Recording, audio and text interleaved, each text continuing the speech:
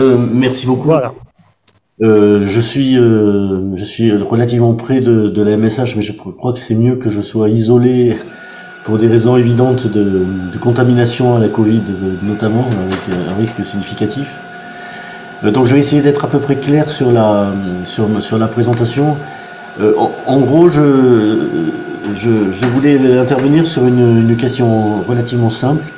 C'est est-ce que un directeur d'établissement peut décider une politique scientifique librement et dans quelle mesure par rapport à la liberté académique dont doivent jouir les étudiants aussi. Donc une thématique autour de la confrontation de deux aspects de la liberté académique, celle des enseignants et celle des étudiants dans la conception allemande classique de la liberté académique. Euh, le système français n'est sans doute pas le mieux armé pour protéger la liberté académique, et notamment parce que dans cette opposition, on retrouve une opposition entre la démarche scientifique d'un côté et la démarche intellectuelle de l'autre. Alors je voudrais développer ce point en partant d'un exemple concret qui vient d'arriver à l'IEP. La direction de Sciences Po Bordeaux organise tous les ans un ensemble de conférences en invitant des académiques connus pour qu'ils viennent présenter leurs travaux et que de préférence les travaux les plus récents. Et donc nous avons invité pour dans quelques jours, dans le cadre des rencontres avec la librairie Moula, Thomas Piketty et Julia Cagé pour présenter leur dernier ouvrage sur l'histoire du conflit politique. Alors c'est un ouvrage qui à Sciences Po Bordeaux ne fait pas du tout l'unanimité, au contraire. Il est extrêmement critiqué, mais c'est justement l'objet de la controverse. Or, un certain nombre d'organisations étudiantes féministes ont demandé que nous abandonnions cette invitation au nom de la lutte contre les violences faites aux femmes. Alors je vais être très rapide sur ce point-là. En d'autres termes, s'opposer d'un côté la démarche de rencontre scientifique dans une logique académique, avec une position intellectuelle consistant à dire que quelqu'un qui a eu un jour des comportements violents vis-à-vis des femmes ne pouvait pas se voir récompensé, puisque c'est une des expressions qui était utilisée par les étudiantes, en étant présenté comme une référence académique et intellectuelle. Pardon, académique, pas intellectuelle. Et donc la liberté d'expression universitaire se heurtait à ce moment-là à deux éléments principaux.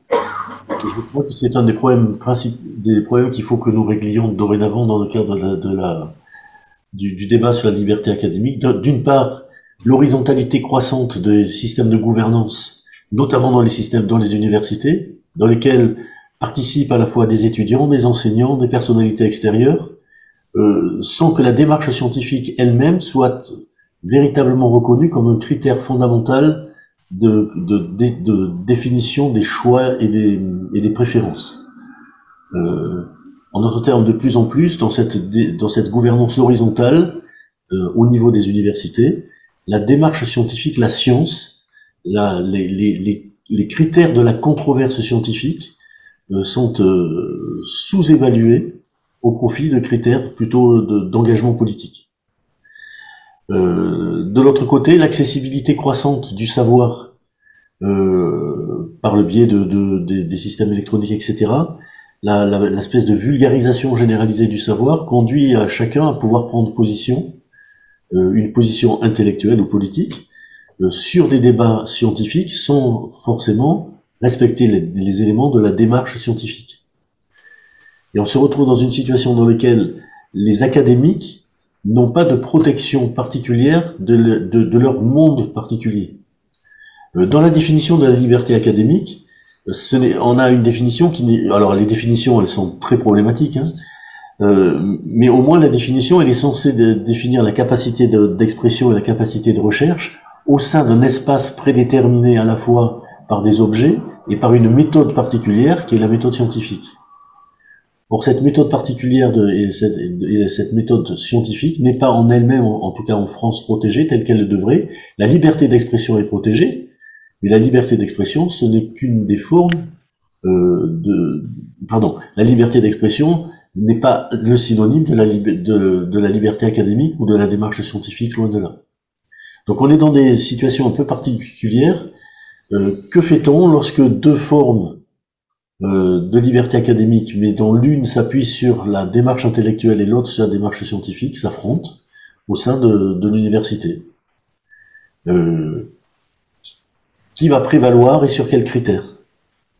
Donc ça, ce sont des enjeux qui, dorénavant, à Sciences Po Bordeaux, mais c'est valable un peu partout en France, hein, dans les différents Sciences Po, systématiquement, lorsque on veut inviter des intellectuels, va faire l'objet d'une discussion avec des groupes d'intérêts qui vont se constituer pour s'opposer à la légitimité du débat scientifique, au nom d'objectifs politiques. Voilà, donc c'est un peu ce que je voulais dire. Je ne sais pas si je suis suffisamment clair. Voilà, c'est un petit peu la posture de base que je voulais prendre aujourd'hui pour lancer le débat de mon côté. Merci beaucoup, Dominique.